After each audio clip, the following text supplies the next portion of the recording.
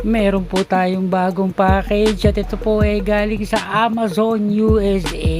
Yan, at ito, naka-order na naman po tayo ng Amazon. Medyo matagal-tagal na rin po tayong hindi nakaka-order dito. Ang alam ko, huling order ko po dito almost 5 years ago. Napakatagal na po. At ito nga po ay naulit na, di ba? Yan, at ito po siya, oh. Ay, yan po, at nakabox na po siya ngayon. Dati po kasi pag umu-order ako, naka-pouch lang po siya. Ngayon nakabox na. Yan, medyo mas safe ang ating package ngayon. At ito pong in-order ko to, dalawa po ito. Kaya lang ang dumating po isa lang. Kaya ito po siya. At ito po binuksan ko na agad pagdating pa lang po. Ayan, ayan. Sige, umpisa na po natin. Iyan po, The Northman Collector's Edition.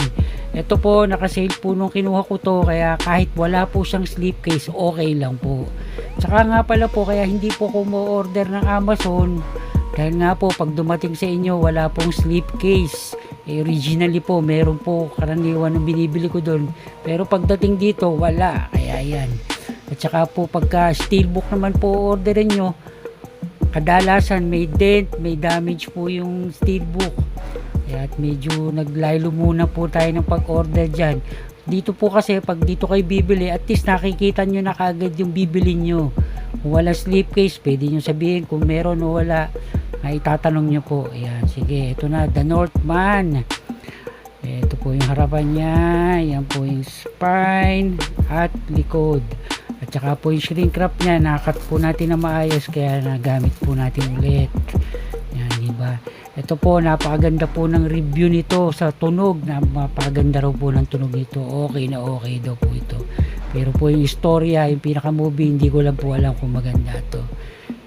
Yan po ang ating aalamin. Kung magandang tumunog, tsaka may maganda po ang story nitong The Northman. Iyan po yung pinaka 4K Blu-ray. Yan po yung artwork nya. At meron pong insert. Tapos yan po yung Blu-ray. Yan.